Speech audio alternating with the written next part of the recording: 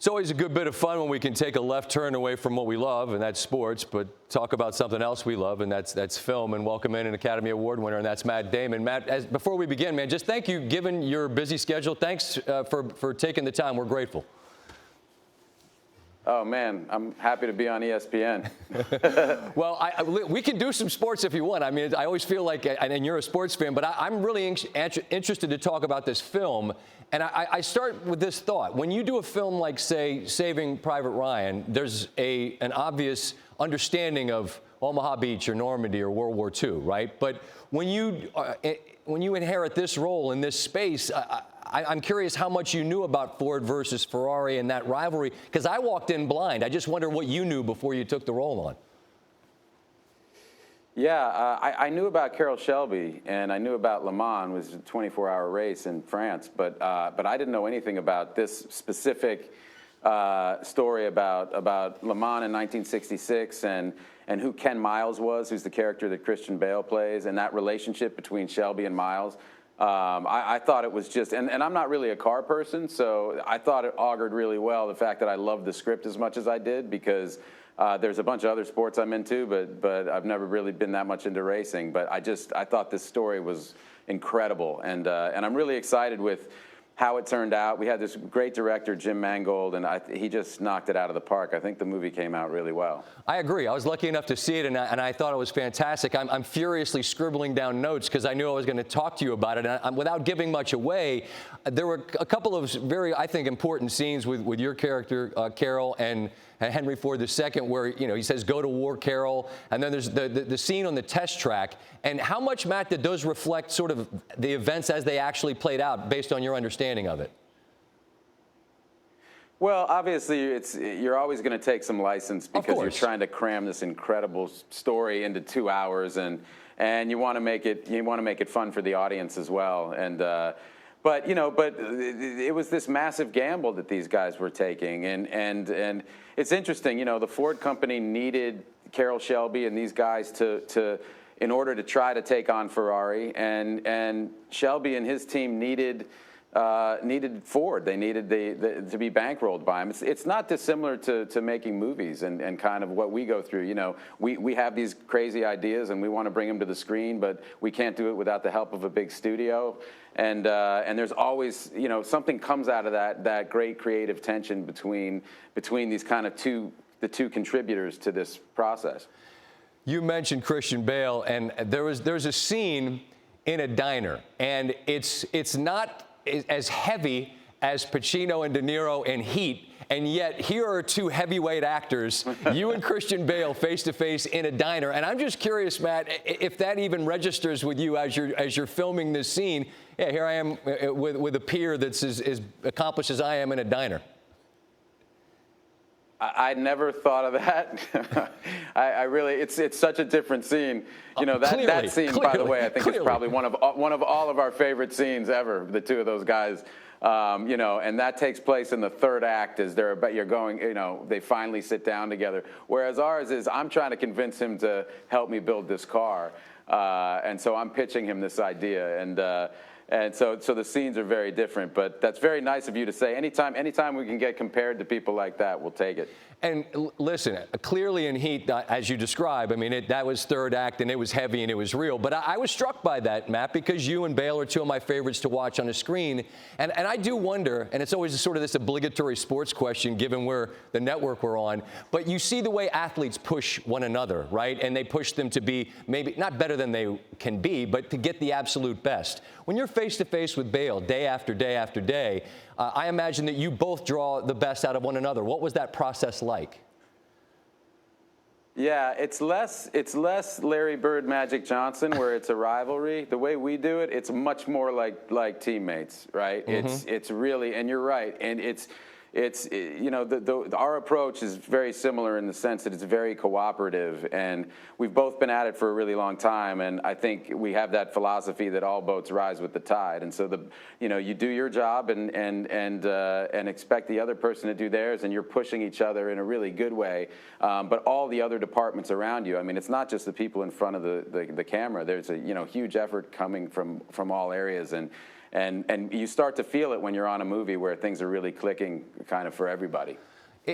I forgive my ignorance here. I don't know how this works, but this is the kind of film that come award season, I would expect to be mentioned in many different ways. And I don't feel like you're a star and he's a supporting or vice versa. I mean, how does a studio sort of decide, like, how do you push this? I mean, are you billed as co-stars? I mean, does that even matter? Not to us, but they decide what to do. And, okay. and you know, when we first set out to make it, we were going to bring this out in the summer. And, you know, technically, they kind of call this time of year award season. Right. So when movies come out, people start talking about awards. But we didn't have any expectation of that making it, you know. And so as people start to chatter about it, it doesn't really, it's kind of like a thing, yeah, it'd be great if it happened, but Christian and I, when we talk about it, at this stage of our careers, we'd much rather people go see the movie. Like, that's a much bigger thing for us. We just want the movie to do well, particularly because in this day and age, you're not seeing a lot of original movies that aren't going to become a franchise get made in Hollywood anymore. They're kind of disappearing and kind of migrating towards television. So anytime you can tell a story about these two friends on this massive scale with like great, you know, all this great kind of production value and cars and excitement and kind of tell it in a big way, that's something we want to be successful so that we can go do it again. I can understand that, and amen to that. Just a one-off imagine that idea. But it's such a gorgeous film it's such a gorgeous film to look at. And then you've got the adrenaline of the racing, and then you've got all these layers of the stories. When you see it come together, and I don't know the process, but you're in it and you're doing the work. But when you saw this thing come together, start to finish, how does the vision you had in your mind jive with what ended up on screen? Well, look, again, it's this director, Jim Mangold. He did Logan recently. He did Walk the Line. He did 3:10 to Yuma with Christian years ago. He's just a phenomenal director, and it was everything I wanted it to be. You know, I was so excited. It's that thing, you know, you can see when you're shooting, you can look at the shots that are being made, and we had this incredible cinematographer, Faden Papamichael, and you're looking at the work everybody's doing in real time, and you're going, okay, this looks really good. Yep.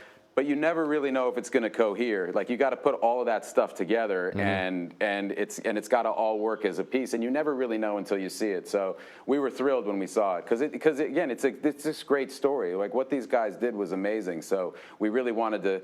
When you have a piece of material that's great, you really want to not mess it up and tell the story well. I have a last big picture question that isn't specific to the film, but it has to do with being 50. I had McConaughey on last year, and I believe he just did turn 50. You've got a year left before, and it's not like some big deal. I've done it. You wake up the next day and you carry on. I wonder, does that number represent anything to you in terms of life or in terms of the sort of projects and roles that you are interested in now as a result? Anything at all? No, I mean, what I think about actually is I just vividly remember my father's 50th birthday, and I remember thinking he was so old because I was 21. Right.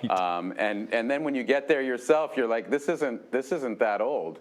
And now what I really think about is, you know, I don't know why Tommy is saying he's going to play till he's 45. I think he can make 50. Like 50 and 45, it doesn't feel that different. I think Brady's selling himself a little short. Well, and that opens the door, Matt. I mean, look, it is SportsCenter, and you are a sports fan. And look, we might have had very differing goals here, rather. I wanted to talk about the film. If you got any sports things you want to get off your chest, you know, the Patriots just got housed. I mean, if you're feeling vulnerable, if there's anything you want to discuss, please, by all means.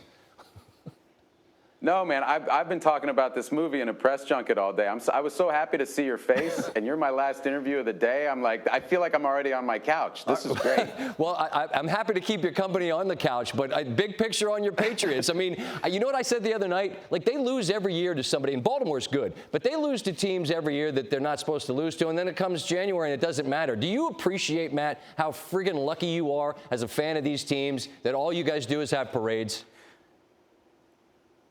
It's been an unbelievable blessing to be a Boston sports fan. It's really we can't complain about anything. Imagine We're so saying that out loud. This Patriots run. I'm sorry to cut you off, but imagine saying those words. For the first 20 years of my life, you know, I mean, I couldn't ever imagine saying that. I mean, we had the Celtics in the 80s, and we felt incredibly fortunate about that, but for the Red Sox to do what they've done, and for the Patriots, this Patriots run is just, this last 20 years has been absolutely crazy. We'll never see anything like that again. I mean, this is it. So that's why I'm telling Tommy's got to keep going. He's just got to, he can't stop. Well, and he won't, because I don't get how you maintain that. And I mean, in your profession, you can do it until forever, but I don't know how an athlete maintains that hunger when you've been as successful. You know, that's the thing that fascinates me about him. Do you share that same sort of viewpoint of him?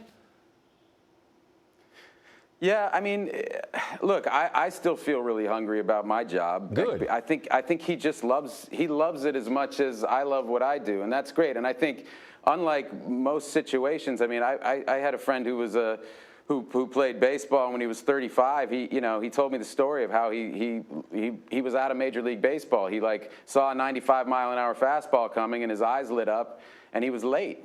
And it just happened one day, right? And imagine that. And what he said to me, which really moved me at the time, this is about 10 years ago, he goes, the irony is I know more about hitting now than I did at any point in my life. But because my physical skills are declining, I'm out of the game. And he goes, and if you put my brain into my 21-year-old body, I'd be in the Hall of Fame. And so I at that moment, I was the same age. I was about 35. I go, oh, man, because I feel like I'm just warming up now. I feel, and we get to do this for the rest of our lives. So I think Tom, the fact that he's as hungry as he is and he's as disciplined as he is, he's added these extra years on because he's taken such good care of himself. But he's just getting smarter. And so if we can protect him and give him some weapons out there, he can go for a long, long time. I think you're right, and if he wants to. Yeah, and he seems to. And you told me you're done when we stop talking, so I'll check the gate and shut her down. I wish you a great success with this film. I've seen it, Ford versus Ferrari, November 14th in theaters. It's a sensational piece of work, Matt. I appreciate it. It's great to catch up again, man. I appreciate it, Scott. Thanks, buddy. Thanks for watching ESPN on YouTube. For more sports highlights and analysis, be sure to download the ESPN app. And for live streaming sports and premium content, subscribe to ESPN+.